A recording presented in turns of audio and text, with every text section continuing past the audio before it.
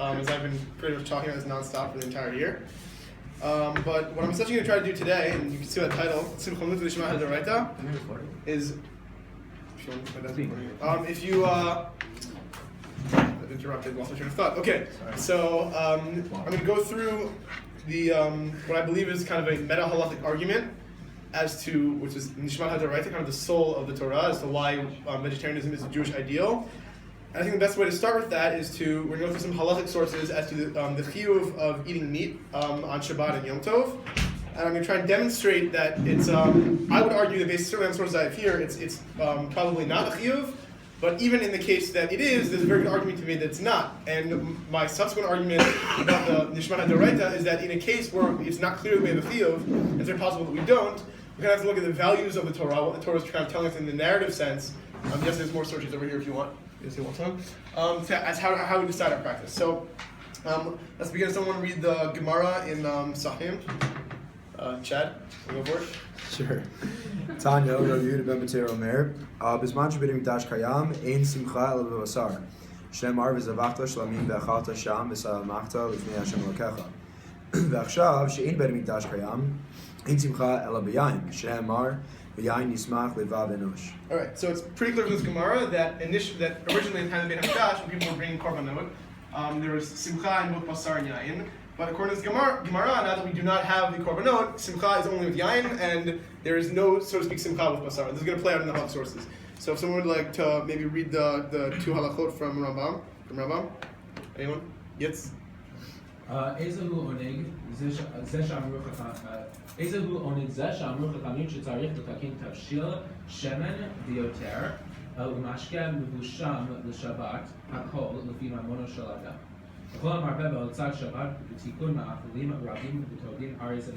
that's good. The rest is not so important. But essentially, there's going to be a little bit of contradiction here.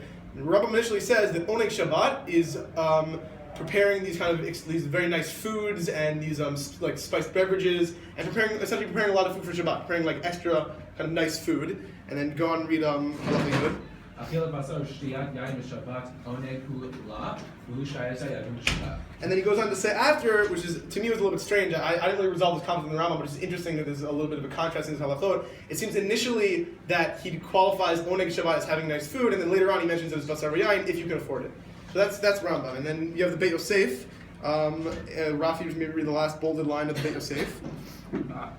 וישתו לתמורה על הרמב"ם, למה צריך שיאכלו בשר וישתו יין? דהה בברייתא קטני דבזמן הזה אין שמחה ביין ומשמע דביין סגיב לבשר. Okay, so before this, Beit Yosef quotes this Gemara Pesachim. He says Rambam, I don't know where Rambam is getting this from. Right now, we don't have the Beit HaMikdash, we don't have korbanot, and yayin, and therefore we only simcha and yayin. There's no oneg and basar are not connected at all. Simcha and basar are not connected, and it doesn't really make sense. And we see also in the Beit Chadash, he says a similar thing. Aval achshav she'ein Beit HaMikdash kayam, ein ikar simcha ela b'yayin. And then I'll just go quickly through this machlok between the Talmidei Rabbeinu Yonah and the Torah Tamimah. The Talmidei Rabbeinu Yonah say that she'eino chova al adam she'ochel basar v'yishteh yayin b'Shabbat sherei amru aseh shavdecha chol al tisrech labriot. So he says it's not an obligation at all. He actually also says even to drink wine. And then the Torah Tamimah says umimotza davar tireh ki ein kol hechrach lema shekatuv Talmidei Rabbeinu Yonah b'berachot reish perek gimel de'ein kol chiyuv le'echol basar b'Shabbat v'haviu raya mema shekatuv aseh shavdecha chol al tisrech labriot u'lefi ma shekatuv the Shabbat mechuyav b'simcha mimela mechuyavim b'chlat basar. So he thinks that when you're chayiv in simcha, you're automatically chayiv in achalat basar, and he disagrees. He's kind of the one more dissenting source that I brought here. I'm not sure how he would respond to the claim of the Beit HaMikdash issue, but I figured it's important to bring. There is, and he's not the only source. There is multiple perspectives that having meat is actually a chiyuv of some sort. And then, if someone wants to read maybe the Magen Avraham, just to finish off the halachic sources. Sols, maybe. Yeah, sure. אוכל בשר ואסור למנוע ממנו, אף אגב אין חיוב לאכול בשר בשבת, כיוון שנמנע משום אבל.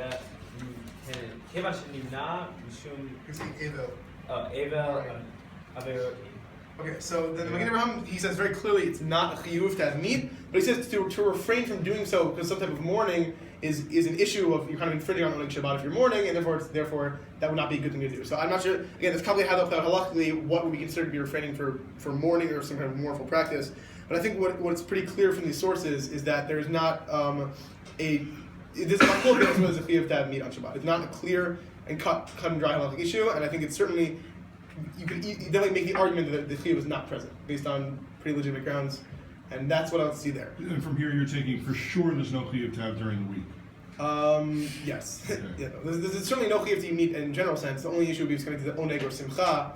But it seems based on a lot of these sources that chiyuv is, again, some people think it's present, some people think it's don't, some people think it's not. I'm not like a halakhic authority. I'm not going to tell you that it isn't or it is not, but it's certainly not a clear-cut issue. So I think the Mogen Avram's case is when Tisha B'Av is on Shabbos. Is that what it is? So you'd not be eating meat on Shabbos because it's Tisha B'Av, and that would be Avilut on Shabbos. Okay, so there you go. Yitz? Could you use the argument about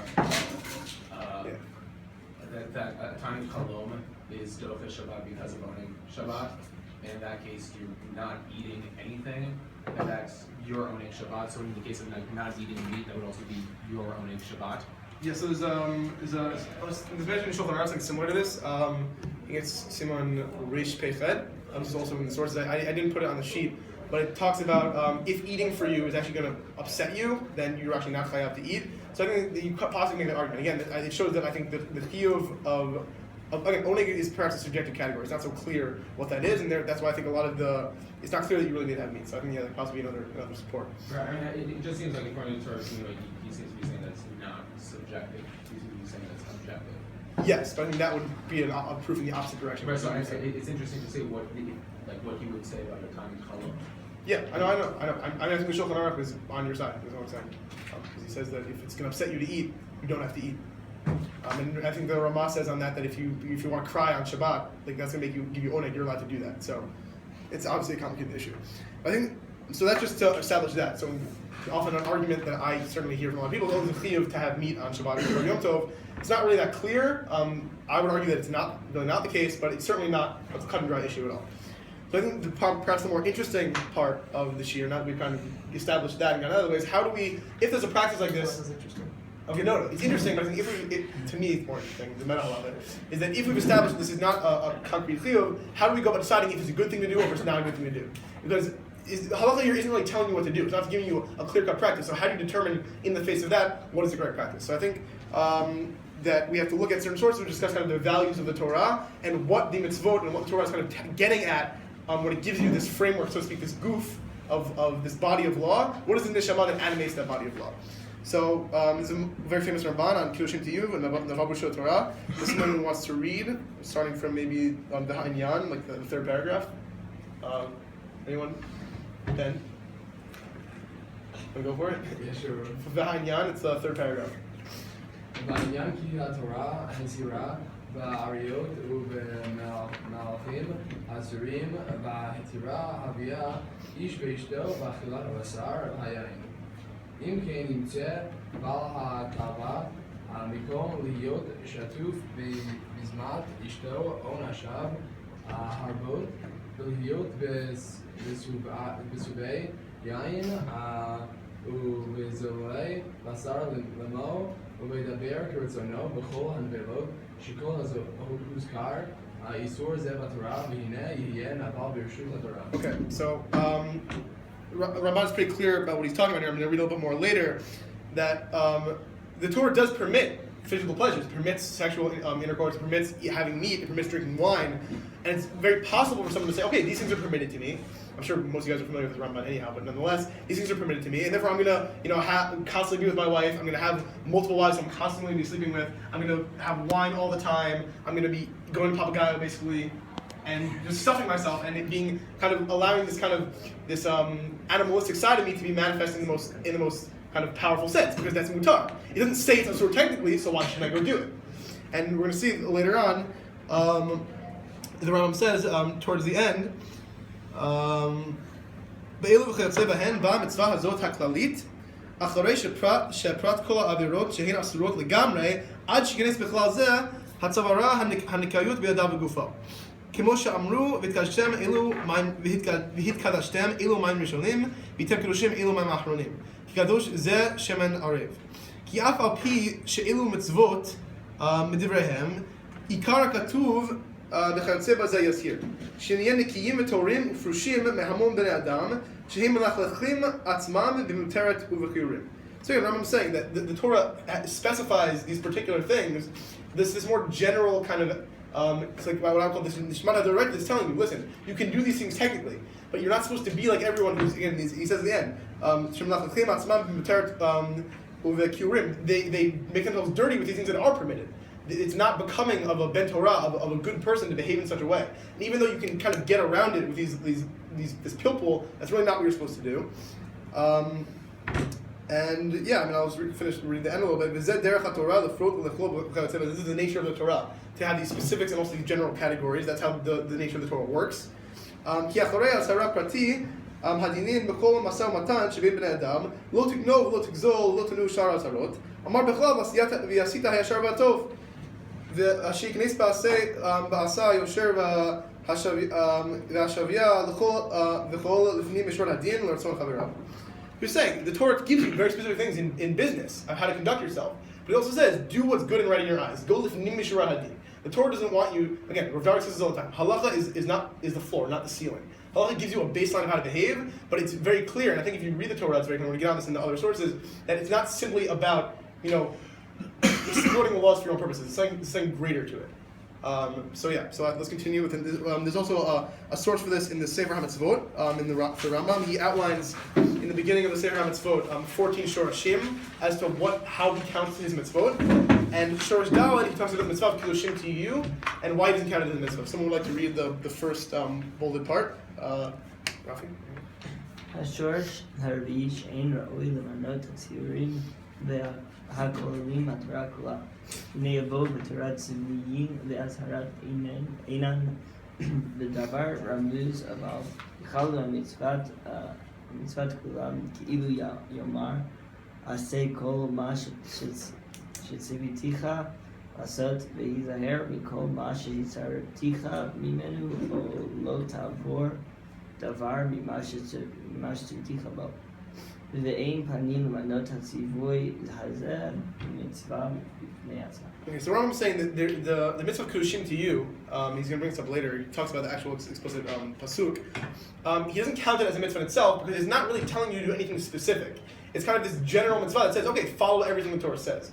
So initially, when I went to the source, I thought it would be kind of a better proof for Meta-Halacha, but I still think it is a decent proof. And I'll just read Rafi, you want us to read I'll explain why. I should read the next bolded part, because I think it highlights this also fairly well. כאילו יאמר היה קדוש ביותיך עושה כל מה שציוויתיך בו ונזהר מכל מה שהזהרתיך ממנו. בלשון ספרה קדושים תהיו קדושים תהיה. רוצה לומר, הבדלו מן הדברים המגונים כולם שהזהרתי אתכם מהם. Okay, so again, this is Rambam is just saying that the actual imperative to follow mitzvot in general is itself not specifically, it's a mitzvah in a certain sense, it's not counting it as a mitzvah. It's not a specific act. This is kind of this general kind of klal that says follow the mitzvot, do what's right, stay away from the things that I've cautioned you from. And this is another small proof of the idea that not everything is manifest necessarily in the pratim of halacha. They're very important, but there's often something that's telling you that's beyond simply this is what you have to go and do it. There's something you have to understand kind of from this nishmat d'oraita, this Meta-Halacha. And so I'm going to also read from the Noda B'Yehuda. I'm sure you guys have, it's a very famous tshuva on hunting as to why it's asur. And it's actually very interesting because it's not really very legalistic, his explanation. We'll go into it now. And this is kind of where I'm going to transition from the concept of Meta-Halacha, talking how that applies to vegetarianism, or I would argue actually veganism in this case. But let's go into that. So does anyone want to read? I'll take it. Go for it. You can read all the stuff. You don't read just the bold. Okay. גם כן ליקה למחש דדבר לא שליח, לא שייך בו למימר שנהגו בו איסור. והנה עד כה דיברנו מצד הדין. Okay, so basically the previous part of the tshuva he's talking from a more formalistic perspective. And he's saying there really isn't a formal isur here. So now until now we've spoken about that. Now he's going to speak about really the kind of this nishmat d'oraita and why he thinks it's problematic, even though we can't place a formal specific isur on hunting. ואומנם מאוד אני תמה על גוף הדבר ולא מצינו איש ציד רק B'Nimrod, U'Be'esav. Sorry. Let me just give him a hug while we go through this. Ve'ein Zedarchei B'nei Avram, Yitzchak, V'Yaakov. There are obviously exceptions. Okay. Yeah. So just again, the nobody who kind of here is astounded that someone even asked him this question. He's saying this is clearly not something that Bnei Israel do. We're not hunters. We don't go, and he'll explain why later on. It's just he's astounded by the fact that someone even asked this question. Ve'echa bin Yisraeli B'Yadayim Ba'alei Chayim Bli Shum Tzarach Rak Ligmor Chemdat Zimno Litasek B'Tzeidah Ve'im Yishum Shed Tubim Dovim bears V'Zeivim V'Shar Chayot HaTorfim Muadim Lehazik Ve'arei Amru She'azev Ve'ha'ari V'chulei Kol HaKodem L'Hargan Zacha. He's essentially talking about if it's a different case if like you need to do it for particular reasons. But let's continue with the bold Aval Lirdof. Aval Lirdof Achareim B'Yarot Mekom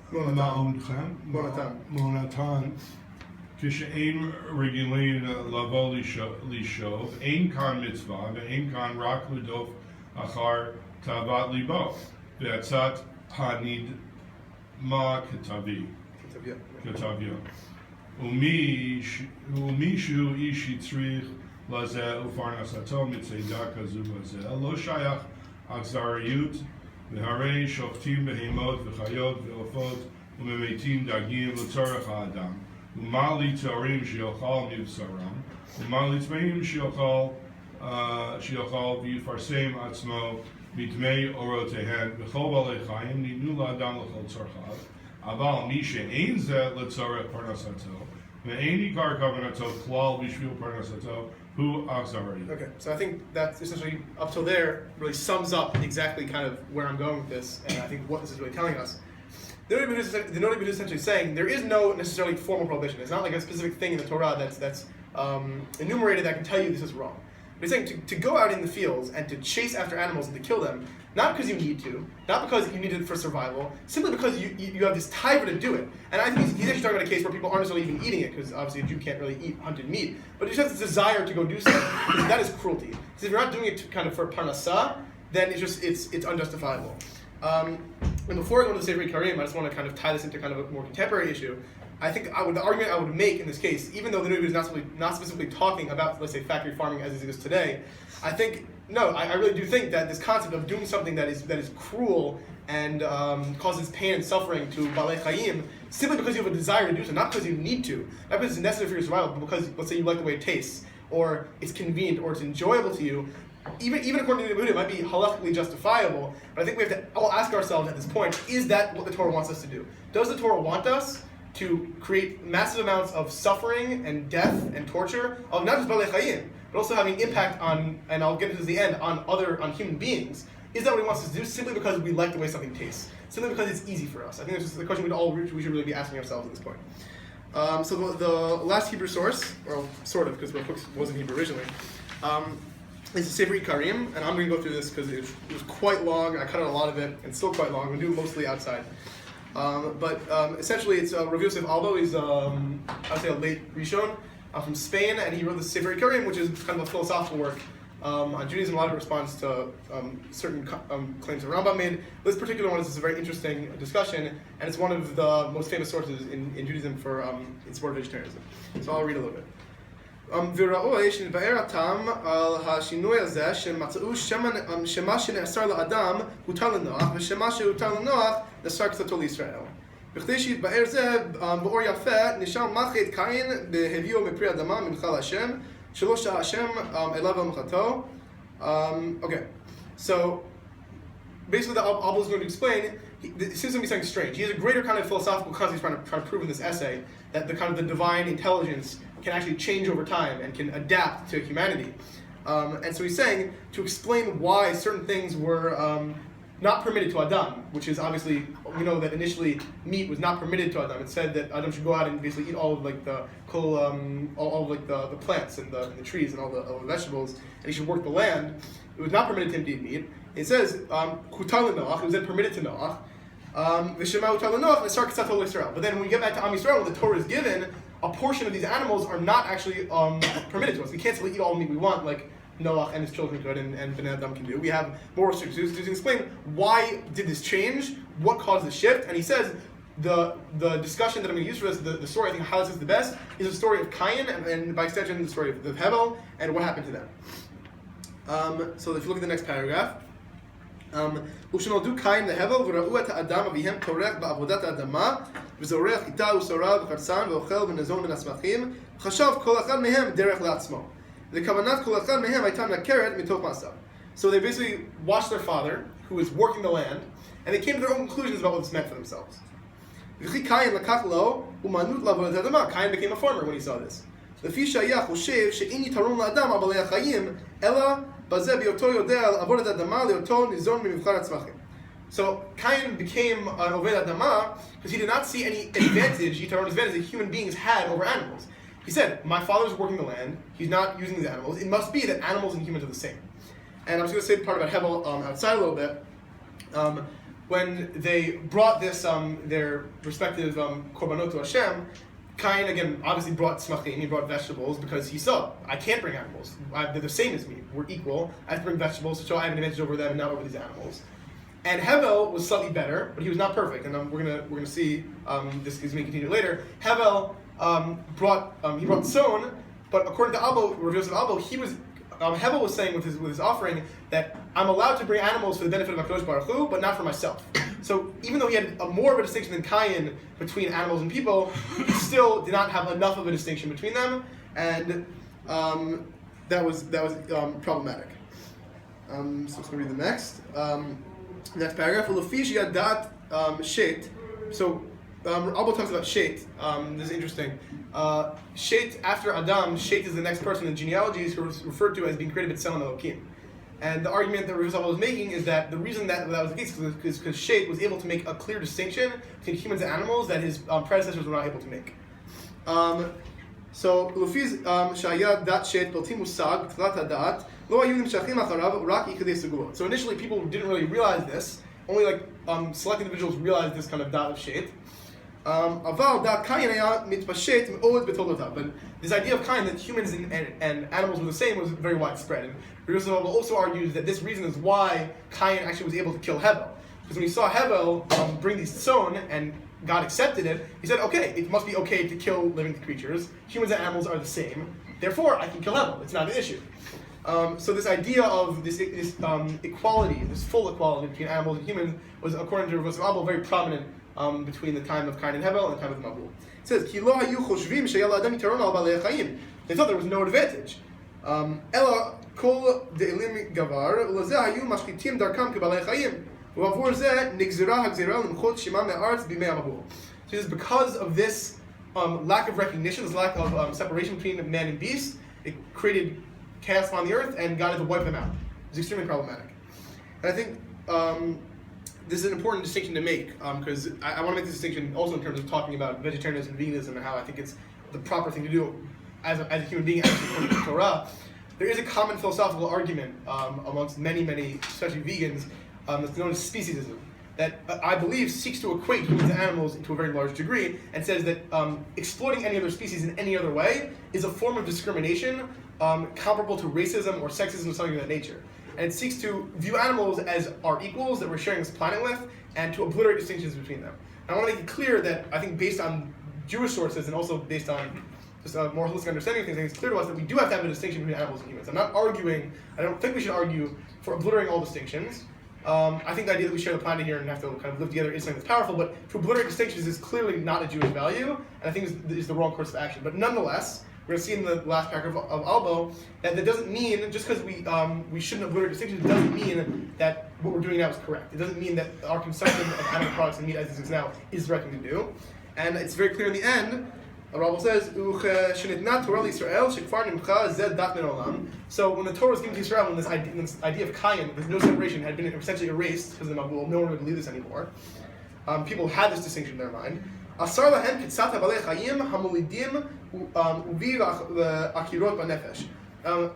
animals that had these kind of like murky and like coarse kind of nature, they were like these carnivorous animals that are not permitted to us, these animals that are kind of disgusting. They were not permitted to us. And this was to show us that there is that eating meat is not the ideal. It's not what was originally intended. Now, it says, and even what was permitted to them, to Bnei Israel, it was only to counter the Yetzer Hara. It was not in any sense ideal. It was in direct response to human frailty. And he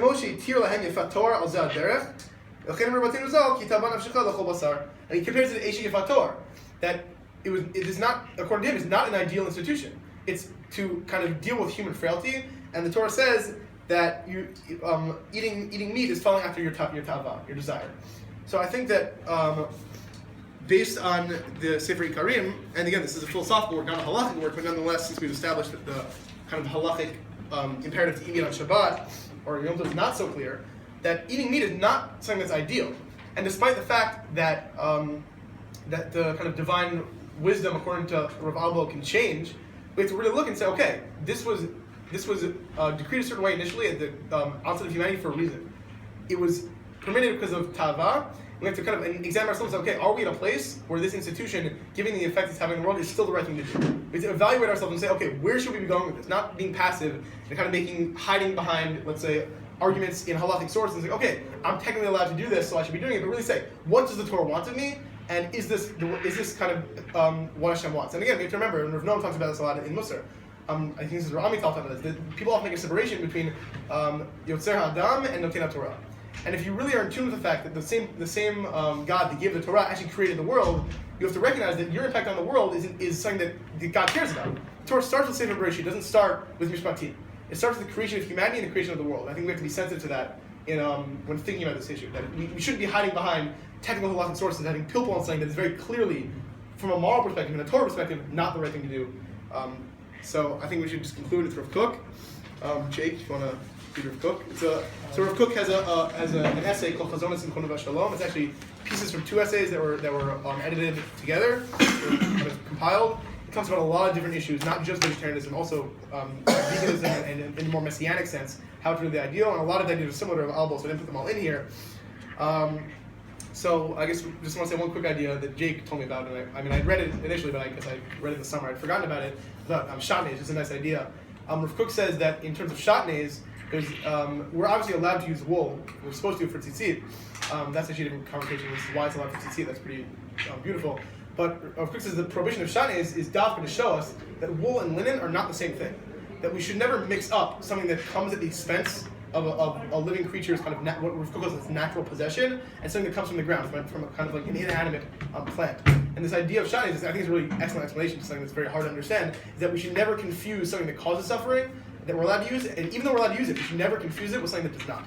And he says for the mitzvah of tzitzit, the reason it's allowed is because he draws a distinction between using something for human needs, in this case, which we're all still allowed to do, but shatnez is dafka allowed in the case of mitzvot, because according to Rav Kook, kind of all of creation actually does want to serve God. It does want to serve this kind of like this achdura kolelet. So in that case, it's permitted. But yeah, Jake, go ahead with the last. I hate vegetarians, so I don't want to read. But I guess okay. Meat was not permitted to the first human being. There is no doubt in the mind of any enlightened thinker that the dominion spoken of in the Torah, they shall have dominion over the fish of the sea and the birds of the sky and over every living being that moves on the earth, cannot refer to the dominion of a tyrannical ruler who treats both subjects and servants cruelly in order to satisfy his personal arbitrary desires. It is unthinkable that there should be an institution of servitude as ugly as this, stamped with an eternal seal in the world of a God who is good to all, whose compassion extends to all creatures, as it is said, a world built on loving kindness. So I think this pretty much sums up and really described perfectly. Rav Kook was writing this, I don't know when he wrote this, obviously quite a long time ago, before the existence really of kind of mode of productions we have now for getting milk, meat, eggs, and things of that nature. Obviously when the Torah says you should dominate this land, it can't mean, it can't by any stretch of the imagination mean that of a cruel ruler who exploits those living things and those creatures that God put on this world for his own arbitrary and selfish desires. It just can't be, because olam chesed yibaneh, and we know these are principles. The world was created because of chesed, created to be a place of loving kindness and of unity between all of being. We say in Shana Esrei on the Yemunah Arim, this collective civilization that serves God. And I think this, again, ties in very... I actually have my computer upstairs with a couple of facts about, let's say, the factory farming, this industry. And I just want to be clear that people often also hide behind the fact that we eat kosher meat and not kosher meat. but I would like to say that there's a lot of abuse in the kosher slaughter industry, and you guys are free to do research on that, and a lot of things go on that, from a kosher perspective, are problematic, but as well from an ethical perspective. And also, as far as I know, most people consume meat and milk, at least in America, from the same sources that non-Jews are, and those are quite problematic as well. But I think that if we really look at this piece from Rav Kook and look at how humanity is behaving in this regard, I believe it's about 56 billion land animals, not including fish, are slaughtered every year for human consumption. Just to process the number again, 56 billion, it's quite a bit. And this is not something that just affects animals. And again, if you watch videos of animals, it's pretty horrific how they're treated. And I think Rav Kook would, honestly, I can only imagine him crying if he saw this, because thank God he didn't live to see these videos and these things, because they didn't exist in the 1800s, 1930s. But something like, I think it's something like 29 billion pounds of antibiotics are used in the U.S. every year on animals. So they're so sick because they're in such awful conditions they can't actually survive to slaughter weight. So they have to be pumped full of antibiotics and steroids to survive. So about 80% of the antibiotics used in the U.S. every year are to this. And this affects human beings. This is not just a matter of animals anymore. We now have bacteria, and things like MCR1 and other bacteria, they're actually more aggressive and are killing human beings and affecting human beings because these antibiotics are becoming less effective because of how often we use antibiotics so people can have a bacon cheeseburger, so they can have a nice steak or go to Papagayo. Like we're actually killing ourselves at this point. I think there's also just one last thing. There's an instance in a North Carolina farm where they have massive amounts of animal waste as well, which contributes to climate change and things of that nature. But simply, let's say you don't believe in climate change. Let's say you're some kind of conservative who doesn't think it's even real. You have things like these massive lagoons filled with cattle waste and chicken waste and pig waste that are actually stored up, and often they leak. And I think in 2012, one of them in North Carolina leaked into a river. 10 million fish were killed, and this is something that happens on a somewhat regular basis. There's massive amounts of pollution that destroys the ecosystem, that kills animals, that causes human beings to become sick, that affects humanity in a negative way. And I think we have to look at ourselves and kind of look at these sources. Realize it's not really necessarily a chiyuv to have meat. Realize that what we're doing is destroying the very world that God created for us on the level of the actual physical world, but also on a moral level.